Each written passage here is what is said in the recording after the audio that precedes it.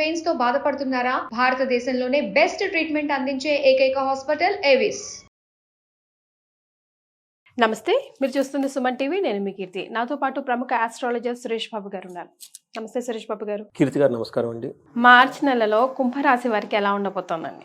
రాబోయే మార్చి మంత్ మనకి ఫాల్గుణ మాసానికి అసోసియేట్ అయి ఉంటుందండి. మనకి మార్చి మంత్ బిగినింగ్ నుంచి ఫాల్గుణ మాసం కూడా బిగిన్ అయి ఉంటుంది. రెండు ముఖ్యమైన పండుగలు, ఒకటి హోలీ ఉంటుందండి. ఈ మంత్ ఎండ్ లో మనకి ఉగాది కూడా వచ్చేస్తుందండి. ఉగాదితో మనకి న్యూ ఇయర్ స్టార్ట్ అయిపోతుంది. ఇందులో వచ్చేటప్పటికి మనకి ఫైనాన్షియల్ ఇయర్ కూడా స్టార్ట్ అవుతుందని మనం చెప్పుకోవాలన్నమాట. రెండు రకాల కోయిన్సిడెన్స్ కలిసి ఉన్నాయండి. ఈ మాసంలో మనకి 12 రాశుల వరకు ఎలా ఉందో చూద్దాం. ఫస్ట్ మనకి జ్యోతిష శాస్త్రం ఎందుకు ఉపయోగం, దీని ద్వారా మనం ఎలా బెనిఫిట్ పొందాలి అనేది చాలా మందికి తెలవదండి. సో మహర్షులు మనకి ఈ జ్ఞానం ఎందుకు ఇచ్చారంటే అండి, భూమి మీద ప్రతి మనిషి, పుట్టిన ప్రతి వ్యక్తి, అది ఏ కులం కానివ్వండి, ఏ మతం కానివ్వండి, ఏ కంట్రీ అయినా కానివ్వండి, 4 పనులు వాళ్ళు చేస్తారండి. ధర్మము, అర్థము, కామము, మోక్షం. నాకు వచ్చే ఫోన్ కాల్స్లో కూడా వీటికి సంబంధించి వేరే ఏమి రావు, అంతే, ఇంకేం ఉండదండి. సో అయితే బట్ వాళ్ళ ఎక్స్పీరియన్స్ని బట్టి మనకు వస్తూ ఉంటుందండి. మనకి ఏం చెప్పారంటేనండి, మనం ఇవి సాధించేటప్పుడు కొన్నిసార్లు ఈజీగా సాధించేస్తాం, కొన్నిసార్లు చాలా కష్టపడి సాధించేస్తూ ఉంటామండి. కొంతమంది చాలా తక్కువ టైంలో ఉన్నతంగా ఎదిగిపోతుంటారు, కొంతమంది ఎంత చేసినా అక్కడే ఉన్నట్లు ఉంటారనమాట. సో మనకి ఏం చెప్తారంటే, లైఫ్ అనేది చాలా బ్లిస్ఫుల్గా, ఆనందమయంగా ఉండాలి అనే ఒక ఉద్దేశంతో మహర్షులు ఈ జ్ఞానాన్ని ఇచ్చారు.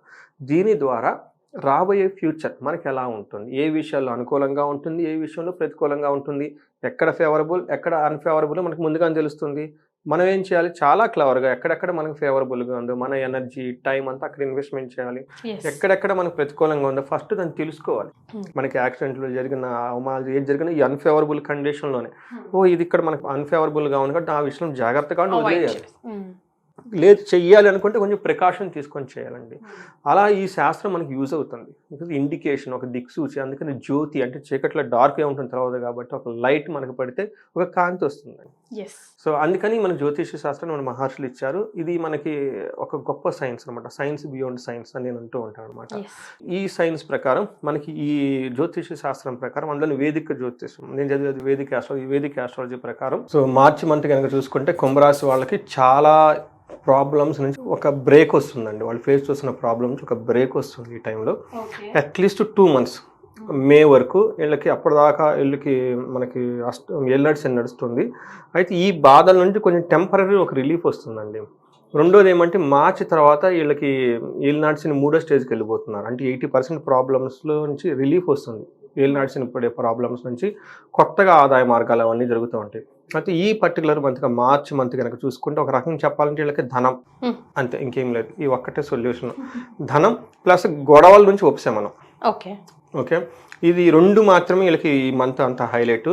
వేరే ఉన్నాయి కానివ్వండి నెగిటివ్, బట్ అవి వాళ్ళకి అంత ఎక్స్పీరియన్స్లోకి రావు.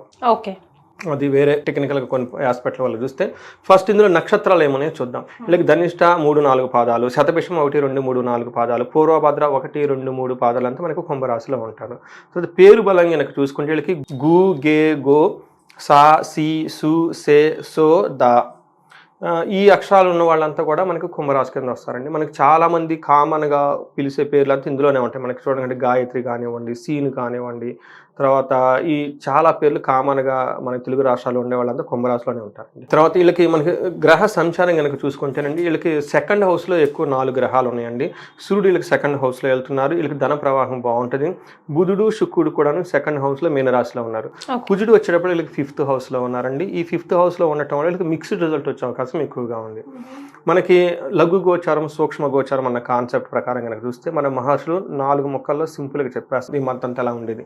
ఏమంటారంటే, మార్చి 15th ముందు మార్చి 14 స్థాన నాశనం, అంటే కెరీర్లో కొంచెం ప్రాబ్లమ్స్ వచ్చే అవకాశం ఎక్కువగా ఉంది.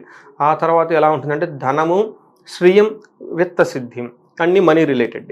విత్త సిద్ధిం అంటే అప్పటిదాకా వాళ్ళు ఏదైనా కనుక ఎక్స్పెక్టెడ్ ప్రాఫిట్స్ ఏమైనా ఉంటే అవన్నీ వచ్చే అవకాశం ఎక్కువగా ఉంటుంది. తర్వాత ధనం అంటే ధన ప్రవాహం వచ్చే అవకాశం ఎక్కువ. శ్రీయం వచ్చేటప్పటికి ఫైనాన్షియల్ గెయిన్, అంటే వాళ్ళు ఎక్కడైనా కొత్త ప్రాజెక్ట్స్లో ఎక్స్పెక్ట్ చేస్తూ ఉండడానికి ఫైనాన్షియల్ గెయిన్ శ్రీయం అని చెప్తారనమాట. ఆల్రెడీ పాత దానికి ఉన్న డబ్బులు కొత్తగా రావడానికి విత్త సిద్ధిం అంటారు. ధనం అంటే ధన ప్రవాహం, అంటే వీళ్ళు కొత్తగా చేసిన బిజినెస్ నుంచి లాభము, ఆల్రెడీ ఉన్న వాటిలో నుంచి లాభము, ప్లస్ ఓవరాల్గా ధన ప్రవాహం వచ్చే అవకాశం ఎక్కువగా ఉంది. సో ఇవి మనకి ఇంతే కాకుండా గురువు వల్ల వీళ్ళకి నాలుగో ఇంట్లో ఉండటం వల్ల బంధు క్లేశం అని చెప్తారు. అంటే బంధువుల ద్వారా వీళ్ళకి కొంచెం ప్రాబ్లమ్స్ వచ్చే అవకాశం ఉంటుంది. అయితే ఈసారి ఏమవుతుందండి, కుజుని వల్ల విపరీత వేద ఉండటం వల్ల కుజుడికి గురుడు పెట్టే ప్రాబ్లమ్స్ నుంచి ఉపశమనం తీసుకొస్తున్నాడండి. సో ఇది కూడా నేను అదే వాళ్ళకి ఇప్పుడు దాకా కొడుతున్న కొంచెం ప్రాబ్లమ్స్లోంచి ఒక రిలీఫ్ లాగా వచ్చే మంత్ అండి ఈ మంత్. సో మార్చి మంత్ మనకి సూర్యుడు సెకండ్ హౌస్లో ఉండటం వల్ల ఇది కొంచెం మిక్స్డ్ రిజల్ట్. ధన ప్రభావం అయితే బాగుంటుంది. అయితే కొన్ని విషయాలు వీళ్ళు చాలా జాగ్రత్తగా ఉండాలి. ఏ విషయంలో ఫస్ట్ క్వారల్స్ తగువులో పడే అవకాశం ఎక్కువగా ఉంటుంది. సో మనకేం చెప్తారంటే వీళ్ళకి గ్రహాలు పాజిటివ్గా ఉన్నాయి, అయితే వీళ్ళు సరిగా లేకపోతే స్వయం కృతాపరాధం, వీళ్ళు మిస్టేక్ చేసే అవకాశం చాలా ఎక్కువగా ఉంటుంది. ఎలా అంటే మన మహర్షుల సంస్కృతిలో ఏం చేస్తారంటే హీనత్వం, దుష్ట సంసర్గో, ఇది చాలా ఇంపార్టెంట్. దుష్ట సంసర్గో, మనస్తాప, శిరోవెదహ, నిష్ఫలం కృషి వాణిజ్య వెత్తరాశిగతో రవి అని చెప్తారు. అంటే వీళ్ళు హీన బుద్ధి, అంటే ఏమని చెప్తారు, నీచ బుద్ధి కలిగి ఉంటారు ఈ టైంలో. అంటే సంథింగ్ ఎవరు చూస్తున్నారు ఏం చేస్తున్నారు అని చెప్పేసి వీళ్ళు గుర్తుపెట్టుకోవాల్సిందంటే వీళ్ళకి ఏం నాటి శనిలో ఉన్నారు. శని మీరు చెడు చేసి ఇమీడియట్లీ చెడు చేసేస్తాడు. మీ శని మీకు మంచి పనులు చేసుకుంటూ వెళ్ళిపోతే మంచి చేస్తాడు. ఓకే, మీరు ఏది ఇస్తే అదే ఇస్తాడు. ఓకే, అందుకని ఎవరు చూడటం లేదు, ఇప్పటిదాకా చాలా అలసిపోయాము, కొంచెం మనం స్మార్ట్ వర్క్ చేసేసుకుందాము అనుకుంటే అది ఇమీడియట్లీగా ఎఫెక్ట్ పడిపోతుంది. అందుకని హీనత. రెండు, దుష్ట సంసర్గం, వీళ్ళు దుస్తులతో సమాసం పెడతారు. ఓకే, అది మీ చాయిస్. ఓకే, అందుకని నేను ఏం చెప్తున్నా అంటే ప్లానెట్స్ మీకు అనుకూలంగా ఉన్నాయి, బట్ మీ కంట్రోల్లో మీరు ఉండాలి. అది లేకపోతే అందుకని చెప్పేసి దుష్ట సంసర్గం, రాంగ్ చాయిసెస్ చేయొద్దంటారు. కరెక్ట్, బాగా చెప్పారు. సో దుష్టులతో సమాసం పడే అవకాశం ఎక్కువ ఉంది. మనస్తాపానికి గురైపోతారు. అంతేకాకుండా శిరోవేద, తలనొప్పి వచ్చే అవకాశం ఎక్కువగా ఉంటుంది. ఏదైనా కనుక పని చేస్తే కృషి, ఓకే, తర్వాత వ్యాపారం లాంటివి కనుక చేస్తే అందులో నష్టాలు వచ్చే అవకాశం ఎక్కువగా ఉంటుంది. అంటే కొత్త ఏదైనా ఎక్స్పెరిమెంట్ లాగా చేయొద్దు. ఉన్న బిజినెస్ని చక్కగా సింపుల్గా చేసుకుంటూ వెళ్ళిపోవాలి. అంతేకాకుండా వీళ్ళకి ఇతరుల చేత మోసగించబడే అవకాశం ఎక్కువగా ఉంది. ఓకే, సో అందుకని మీరు దుష్టుల దగ్గరికి వెళ్తే దుష్ట పని చేస్తారు. మీరు స్మార్ట్ వర్క్ ఉంటే అదే స్మార్ట్ వర్క్ చేస్తారు బ్యాక్. అందుకని చాలా కేర్ఫుల్గా ఉండడం ఎంతైనా అవసరం. బట్ ఇదేమంటే వీళ్ళే బై మిస్టేక్ చేసుకునే అవకాశం ఎక్కువగా ఉంది. సో స్వయంకృత అపరాధం ఎక్కువగా ఉంది కాబట్టి ముందే తెలుసుకున్నాం కాబట్టి చాలా జాగ్రత్తగా ఉండాలి. ఎవరితో పడితే వాళ్ళతో ఫ్రెండ్షిప్ చేయకుండా, ఏది పడితే అది చేయకుండా. శని మహాత్ముడు మిమ్మల్ని చాలా కేర్ఫుల్గా నెత్తి మీద కూర్చొని చూస్తున్నాడు. బయట అక్కడ నెత్తి మీద కూర్చున్నారు కాబట్టి తప్పించుకోవడానికి అవకాశమే లేదు. ఇమీడియట్గా షార్ట్ పడిపోతుంది. తర్వాత వీళ్ళకి కుజుడు వచ్చేటప్పటికి మనకి ఏం చెప్తారంటే వీళ్ళు కూడా మిక్స్డ్ రిజల్ట్ అండి. ఎక్కువగా అకాలంగా భోజనం చేయటం, పాప పనులు చేయటం, శత్రు బాధ, ఇవన్నీ ఎక్కువగా ఉంటాయి. బట్ ఇది బోత్ ఆర్ రిలేటెడ్. మీకు సూర్యుడు ఏదైతే పని చేస్తున్నాడో అదే కూడా వీళ్ళకి కుజుడు చేస్తున్నారు. దేహ జాడ్యం అంటే శరీరంలో కొంచెం ప్రాబ్లం ఉండే అవకాశం, కాలతిక్రమణ భోజనం, టయానికి భోజనం చేయకపోవటం, దురితం కర్మలాభచ్చ, ఏదైనా కనుక పని చేస్తే అందులో ఎక్కువగా లాభం ఉండదు. ఇవన్నీ కుజుడు వల్ల మిక్స్డ్ రిజల్ట్ ఎక్కువగా తీసుకొని వస్తున్నారండి. బట్ వీళ్ళకి ఓవర్ ఎక్స్పెండిచర్, వృధా ఖర్చులు పెట్టే అవకాశం చాలా ఉంది. ఇంపల్సివ్ బయింగ్ అంటారు. అవసరం ఉండదు, ఏదో టక్కన కొనేస్తాం. అందుకని లేదంటే ఒకసారి మన ఫ్రెండ్స్ ఎవరో తీసుకుంటారు, అవసరం అయిపోయిన వాళ్ళ ప్రెషర్తో మనం తీసుకుంటాం. ఈ రెండు విషయాలు కూడా అగైన్ ఇది మీ ఓన్ చాయిస్. ఇది గ్రహాలు చేసేది ఏం లేదండి. మీ యొక్క ఇంట్యూషన్ మీరు కరెక్ట్గా ప్రాపర్గా పెట్టుకోవాలి. తర్వాత శుక్రుడు వీళ్ళకి మంచి యోగ్యతను ఇస్తున్నారండి. టయానికి మంచి ఫుడ్ తింటాం, తర్వాత అందరితో చక్కగా కలిసి ఉండటం, ఈ పనులన్నీ చేస్తూ ఉంటారు. ఇందులో ఏమని చెప్తారంటే కుటుంబ సౌఖ్యం, ఆరోగ్యం, స్త్రీ సల్లాపో యశస్కరం, దేహ సౌఖ్యం, వస్త్రలాభం, ద్వితీయగే భృగు అని చెప్తారనమాట. రెండో ఇంట్లో కనుక భృగు ఉంటే కుటుంబ సౌఖ్యం, ఫ్యామిలీతో చక్కగా ఉంటారు, ఆరోగ్యం బాగుంటుంది. స్త్రీ సల్లాపం యశస్కరం అంటే జెంట్స్ అయితే లేడీస్తో చక్కగా మాట్లాడే అవకాశం ఎక్కువగా ఉంటుంది. అలానే లేడీస్ అయితే జెంట్స్తో చాలా చక్కగా మాట్లాడే అవకాశం ఎక్కువగా ఉంటుంది. అది ఇంట్లో ఫ్యామిలీ మెంబర్స్తో కానివ్వండి, బయట కానివ్వండి, వైఫ్ అండ్ హస్బెండ్ మధ్య ఉన్న అన్యోన్యత కానివ్వండి, ఇవన్నీ మనం మాట్లాడుకోవచ్చు. తర్వాత అంతేకాకుండా దేహ సౌఖ్యం, ఫిజికల్గా చాలా కంఫర్టబుల్గా ఉంటారు. ధనలాభం కూడా చూపిస్తుంది. ధనం రాకుండా అయితే ఏమీ లేదండి వేరియస్ ప్లానెట్స్ వల్ల. ఒక రకంగా మరి ఇది చూస్తే ప్లానెట్స్ బాగున్నాయి, బట్ వీళ్ళు మాత్రం కేర్ఫుల్గా ఉండాలి. ఎందుకంటే వీళ్ళ ఓన్ థాట్స్, మైండ్స్ కొంచెం నెగిటివ్ సైడ్కి వెళ్ళే అవకాశాలు ఎక్కువగా ఉన్నాయండి. రైట్. మరి నక్షత్రాల ప్రకారం కుంభరాశి వారికి ఎలా ఉందండి మార్చి నెలలో? వీళ్ళకి నక్షత్రం ప్రకారం సూర్యుడి వల్ల వీళ్ళకి ఐశ్వర్యం, కుజుని వల్ల జయము, ఓకే, బుధుని వల్ల ధనలాభము సంపదలు, తర్వాత శుక్రుని వల్ల ధనము, మృష్టాన్న భోజనము ఇంకేమి లేదు చెప్పడానికి.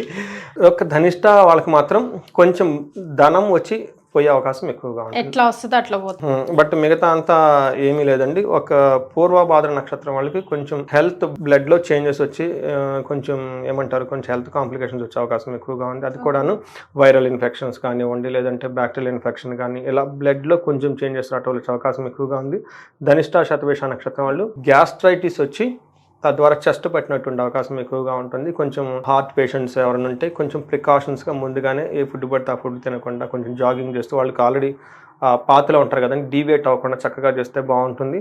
ఒక రకంగా చెప్పాలంటే, సూక్ష్మంగా చెప్పాలంటే, వాళ్ళు ఇప్పటిదాకా పడుతున్న బాధ నుంచి ఈ మంత్ వచ్చే 2 months కొంచెం చాలా రిలీఫ్ వస్తుందండి. వా, సో అంతా బాగానే ఉంది. అనుకున్నట్టుగానే సక్సెస్ఫుల్గా ముందుకెళ్ళాలంటే ఎలాంటి రెమెడీస్ పాటించాలంటారు? వీళ్ళు రెమెడీస్ పాటించడానికి ఏమీ లేదండి. వీళ్ళు కుంభరాశి కాబట్టి వీళ్ళైతే కుంభకోణం నవగ్రహ టెంపుల్స్ ఖచ్చితంగా అందరూ ఈ రాశి చూసిన ప్రతి ఒక్కళ్ళు వెళ్ళాలని నేను కోరుకుంటాను. ఎందుకంటే అది నేనేం టికెట్లు అమ్మట్లేదు అట కుంభకోణం టెంపుల్కి. వాళ్ళ ఉన్నతికి ఏది చేస్తే ఎదుగుతారు అనేది. అంటే ఈ రోజుల్లో ట్రావెల్స్ చేయడం పెద్ద కష్టమేం కాదంటే, అన్ని చోట్ల ట్రైన్స్ ఉన్నాయి, చాలా మంది వెళ్తున్నారు కూడా, కానీ అక్కడ దర్శనం చేసుకోవాలని తెలియకపోవచ్చు. అందుకని కుంభకోణంలో నవగ్రహ టెంపుల్స్, అందులోనూ తమిళనాడు గవర్నమెంట్ వాళ్ళే ఒక బస్సులు కూడా పెట్టారండి. కొంతమంది ఏమనుకుంటారని, మా మిసెస్ కూడా అనుకుంది, కుంభకోణ టెంపుల్స్ అంటే నవగ్రహాలు ఒకే చోట కూడా ఉంటాయి కదా, మన ఊళ్ళో కూడా ఉంటాయి, అక్కడికి ఎందుకు పోవాలన్నట్లు ఒక ఫీలింగ్ అనమాట. నేను చెప్పి అది అలా ఉండేది కాదు. ఒకటి 20 kilometers, ఒకటి 30 kilometers అలా మొత్తం స్ప్రెడ్ అయి ఉంటుంది అనమాట. అవన్నీ చూడటానికి ఉదయం నుంచి సాయంత్రం వరకు టైం పడుతుంది. అందుకని ఆ దేవస్థానం వాళ్ళు తమిళనాడు గవర్నమెంట్ కొన్ని బస్సులు కూడా అరేంజ్ చేశారు. కుంభకోణం నుంచి వాళ్ళు మార్నింగ్ 5:30 తీసుకెళ్ళిపోయి సాయంత్రం 10-10:30 వాపస్ తీసుకొస్తారు. అది ఫస్ట్ విజిట్ చేయాలని చెప్పేసి నేను కోరుకుంటాను. సపరేట్గా ఈ నవగ్రహ టెంపుల్లోనే ఒక టెంపుల్ ఏంటంటే శనికి సంబంధించిన తిరునల్లారు టెంపుల్. ఈ టెంపుల్ వాళ్ళది లాస్ట్ అనమాట డెస్టినేషన్. అక్కడ లాస్ట్లో దిగేసి నైట్ ఆడ స్టే చేసి, అక్కడ ఉదయాన్నే అక్కడ మనకి కొలను అంటారు కదండి, పాండ్, ఆ పాండ్లో అక్కడ నల్లకోపం అని ఉంటుంది, అక్కడ స్నానం చేసి శుభ్రంగా దర్బారేశ్వరుని శివుడు అనమాట, అక్కడ ఆయన దర్శనం చేసుకొని, అమ్మవారిని దర్శనం చేసుకొని, అక్కడ శని ఉంటారండి, శని మూర్తికి తైలాభిషేకం చేస్తే వీళ్ళకి కుంభరాశి వాళ్ళకి వీళ్ళు నడిచిన ఉంది కాబట్టి అండి. అందులోనూ ఈ మార్చి తర్వాత వీళ్ళకి 3rd stage వెళ్తున్నారండి. 3rd stage అంత ఇబ్బంది పెట్టరు. సో కొత్త అవకాశాలు రావాలని చెప్పేసి ఈ ఉద్దేశం చేస్తే, ఆ తర్వాత మే నుంచి వీళ్ళకి ఇంకా గురువు కూడా చాలా యోగ్యత ఇస్తున్నాడండి. చాలా అంటే వీళ్ళ నడిచిలో ఉన్నా కానీ చాలా ఇంప్రూవ్మెంట్ వస్తుంది. సో ఈ ఇంప్రూవ్మెంట్ వీళ్ళకి ఎక్కువ ఇవ్వాలని చెప్పేసి ఇప్పుడు ద బిగ్గెస్ట్ రెమెడీ మనం చెప్పుకునే కనుక చేసుకుంటే చాలా బాగుంటుంది.